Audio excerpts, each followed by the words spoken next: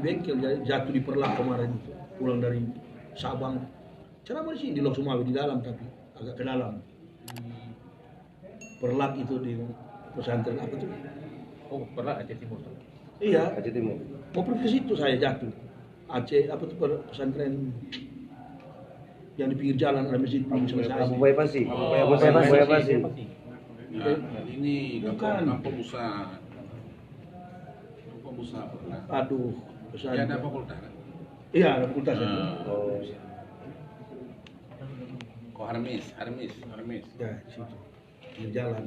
Ya betul, kampung usaha. Di belakangnya sawah itu. Ya, Oh, ya. itu Jembatan, bayarnya. Ustaz. Yo. Anak yatim kan? Anak-anak yatim. Anak yatim. Dia pondok-pondok seperti di Mustafaria. Iya. Itu. Lebar sekali di tanahnya. Dulu saya pertama kali sini Abu Kutakung yang Ya. Iya. Bang Pidi apa Pidi Jaya Biren Bupati Nurdin bikin di lapangan bola Untuk Rahman. lama di dosen di Malaysia kan dulu Bupati. Oh ya, Yang buat di pertama itu sebelum. Ya,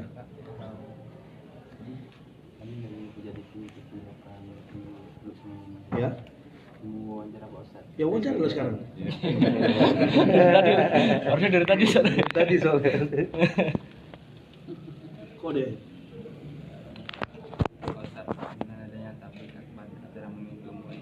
Ya. Apa yang ingin kita sampaikan kepada para jamaah?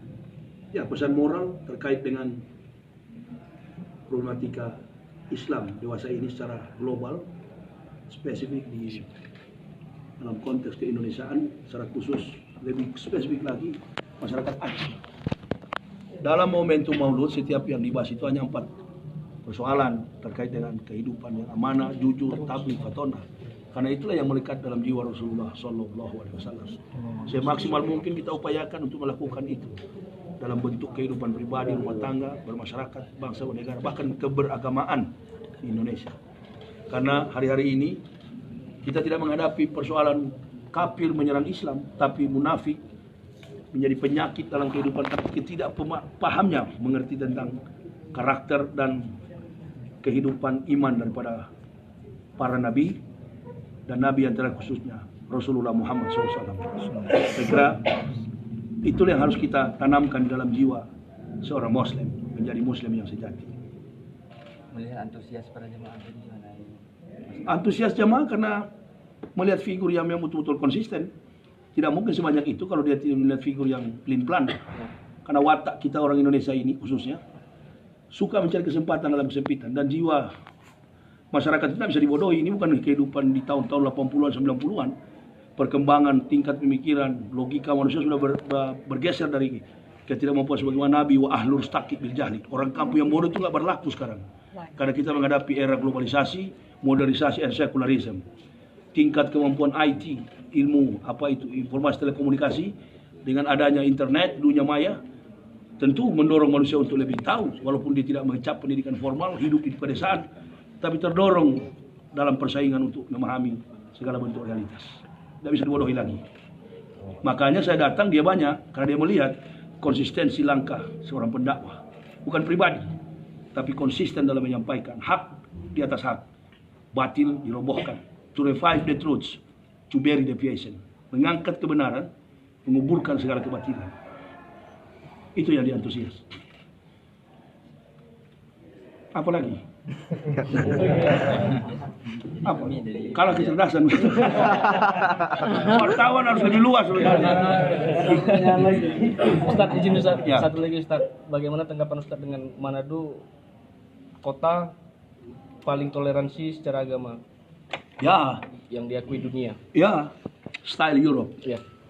Gaya hidup. Lagi corona kata kolubul lazina kafaru fil bilad mata'un qalil summa mawahum jahannam wa bi'sal mihad. Salah satu momentum Maulud ini adalah implementasi sikap moralitas akhlak mulia yang sudah dibawa dicontohkan baginda Rasulullah SAW.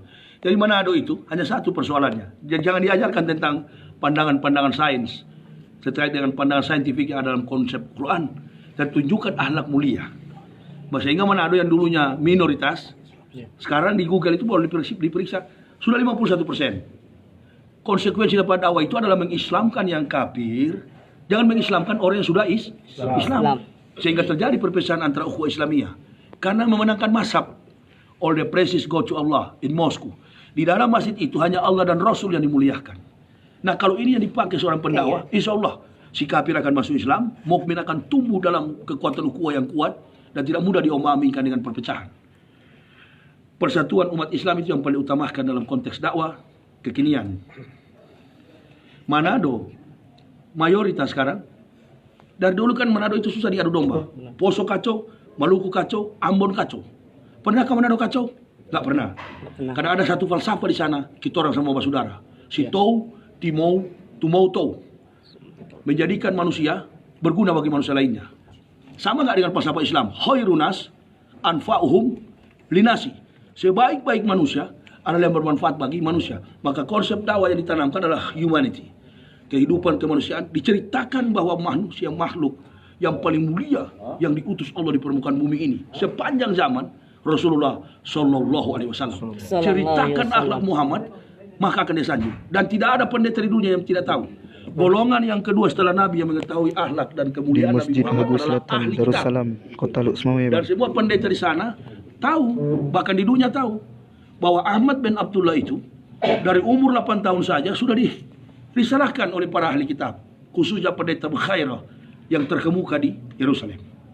Bahwa inilah cikal bakal seorang yang akan menjadi nabi di kemudian hari. Tidak ada pendeta yang tidak tahu. Saya kasih contoh, di mana pendeta tahu? Ada korek di Indonesia, setiap tahun dia diundang ke New Zealand, Selandia Baru, Muammar ZA. New Zealand itu Muslim itu cuma bisa hitung dengan jari. Tapi setiap tahun dia diundang. Saya pernah tanya, siapa yang audiensnya? Siapa mereka? Pastor Ustaz, para father, pastor, orang Katolik, yang memang Katolik di sana, Ortodoks. Kenapa mereka undang antum yang Muslim baca Al-Quran? Jiwa kita, makanan kalau kita haus kita perlu air. Kalau kita lapar kita perlu nasi. Pertanyaannya kalau jiwa kita lapar dan haus, dengan apa kita puaskan? Menunjukkan bahwa yang paling paham isi daripada Al-Quran itu adalah ahli, para pastor itu. Jadi jiwa mereka haus, gengsinya tinggi. Dan bukan gengsi. Siapa yang diberi nikmat petunjuk, dialah orang yang beruntung. Qad aflahal mu'minun. Beruntunglah orang yang beriman. Jadi jangankan kita orang Islam, orang kafir pun, asal kau intelektualitasnya rata-rata, kemampuan intelijensinya rata-rata, insya Allah semakin dekat dengan Islam. Banggalah kita orang Aceh ini bahwa kita memang dari turunan kita memang sudah Islam. Amin. Amin. Satu lagi Ustaz, apakah benar toleransi di Manado itu kalau Udah bisa oh, sekian sudah. itu. Ini apa sih? Saya dari media Ya, Ustaz. teruslah, Saya- biar aja lah. Kalau acara di masjid itu sebagian orang Kristen yang menjaga, sebaliknya kalau acara di gereja sebagian orang masjid yang Oh memang sudah begitu. Benar. Tidak ada konsep, tidak ada persoalan terselubung. Bukan itu bukan apa yang dikatakan bahasa politik ini. Itu bukan strategi terselubung, bukan. Atau apa propaganda, bukan. Memang itu sudah melekat dalam karakter orang Manado. Kita orang semua bersaudara. Si Tou, Timou, Tumou Tou yang disampaikan oleh Dr. Sam Ratulangi. Udah sudah. Ya sudah. Tapi mantan istri orang Manado Ustaz. Apa?